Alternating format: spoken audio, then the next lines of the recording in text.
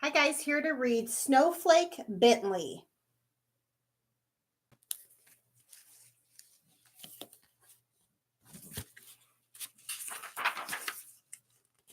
Snowflake Bentley.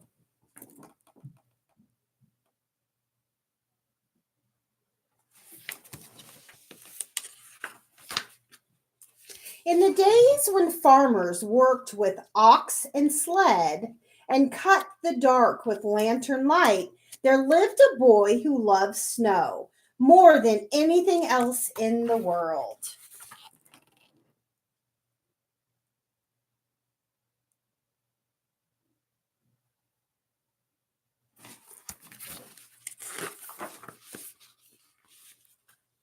Willie Bentley's happiest days were snowstorm days. He watched snowflakes fall on his mittens, on the dried grass of Vermont farm fields, on the dark metal handle of the barn door, and said snow was as beautiful as butterflies or apple blossoms.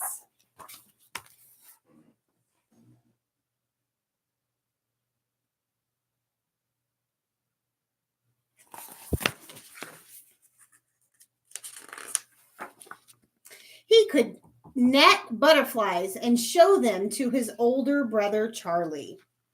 He could pick apple blossoms and take them to his mother, but he could not share snowflakes because he could not save them.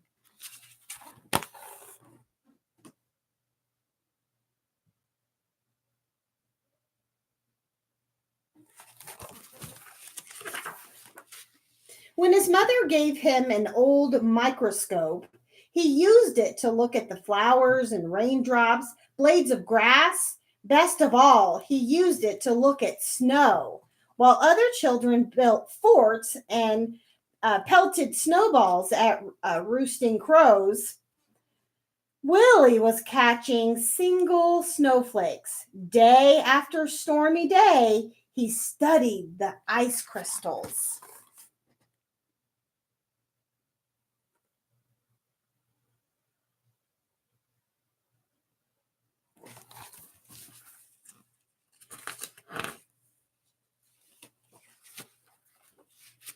Their patterns were more beautiful than he had imagined. He expected to find whole flakes that were the same, that were copies of each other, but he never did.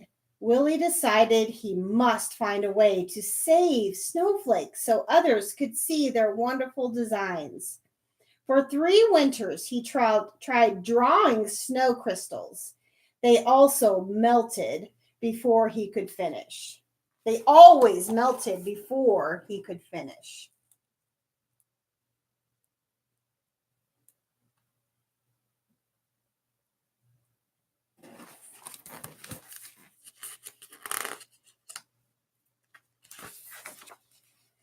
When he was 16, Willie read on a camera with its own microscope. If I had that camera, I could photograph snowflakes. He told his mother. Willie's mother knew he would not be happy until he could share what he had seen. Fussing with snow is just foolishness, his father said. Still, he loved his son. When Willie was 17, his parents spent their savings and bought him a camera. The taller It was taller than a newborn calf and cost as much as his father's herd of 10 cows. Willie was sure it was the best of all cameras.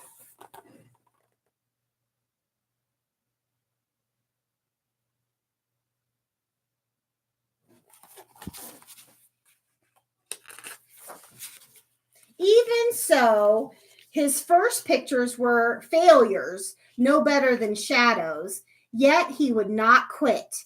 Mistake by mistake, snowflake by snowflake, Willie worked through every storm.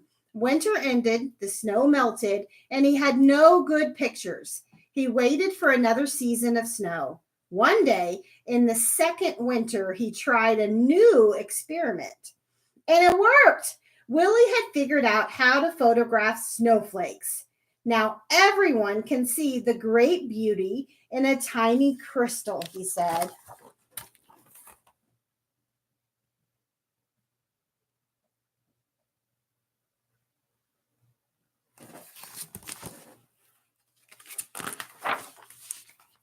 But in those days, no one cared. Neighbors laughed at the idea of photographing snow. Snow in Vermont is as common as dirt, they said. We don't need pictures.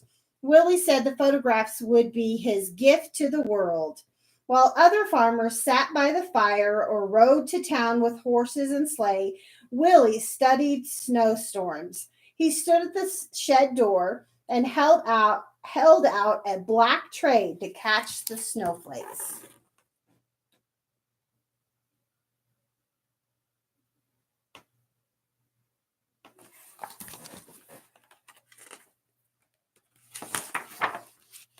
When he found only jumbled, broken crystals, he brushed the tray clean with a turkey feather and held it out again. He waited hours for just the right crystal and didn't notice the cold. If the shed were warm, the snow would melt. If he breathed on the black tray, the snow would melt. If he twitched a muscle as he held the snow crystal on um, the long wooden pick, the snowflake would break.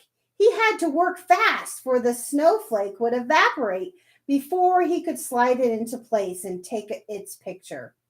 Some winters he was able to make only a few dozen good pictures.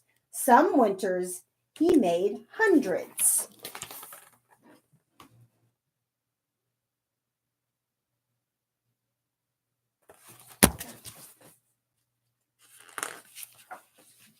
Willie so loved the beauty of nature. He took pictures in all seasons. In the summer, his nieces and nephews rubbed coat hangers with sticky pitch from spruce trees. When Willie could use them to pick up spider webs with the water drops and take their pictures. On fall nights, he would gently tie a grasshopper to a flower so he could find it in the morning and photograph the dew covered insect.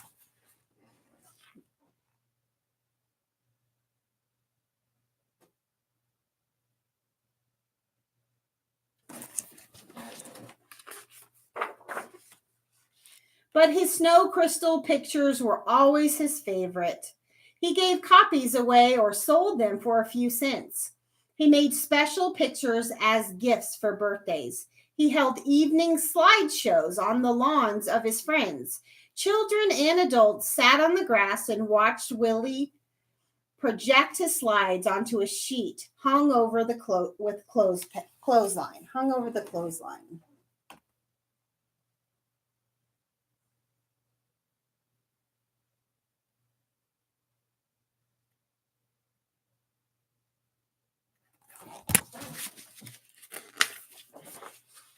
He wrote about snow and published his pictures in magazines. He gave speeches about snow to faraway scholars and neighborhood sky watchers. You are doing a great job, said the professor from Wisconsin. The little farmer came to be known as the world's expert on snow, the snowflake man. But he never grew rich. He spent every penny on his pictures, while Willie said there were treasures in snow. I can't afford to miss a single snowstorm, he told a friend. I never know when I will find some wonderful prize. Other scientists raised money so Willie could gather his best photographs in a book. When he was 66 years old, Willie's book, His Gift to the World, was published. Still, he was not ready to quit.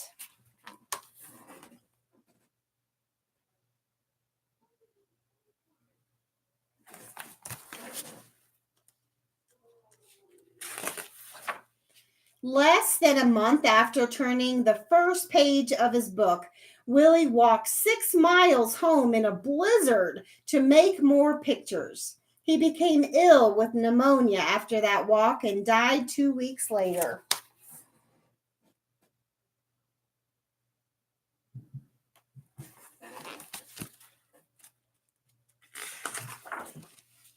A monument was built for Willie in the center of town. The girls and boys who had been his neighbors grew up and told their sons and daughters the story of a man who loved snow.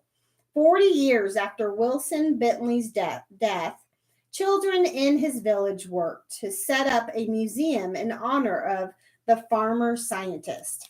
And his book has taken the delicate snow crystals that once blew across Vermont, past mountains, over the earth. Neighbors and strangers have come to know of the icy wonders that land on their own mittens, thanks to Snowflake Bentley.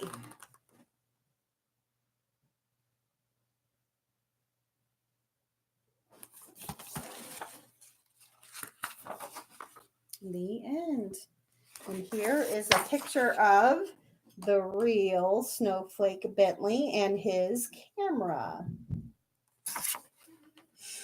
There's some of his photographs. Pretty cool. Snowflake Bentley.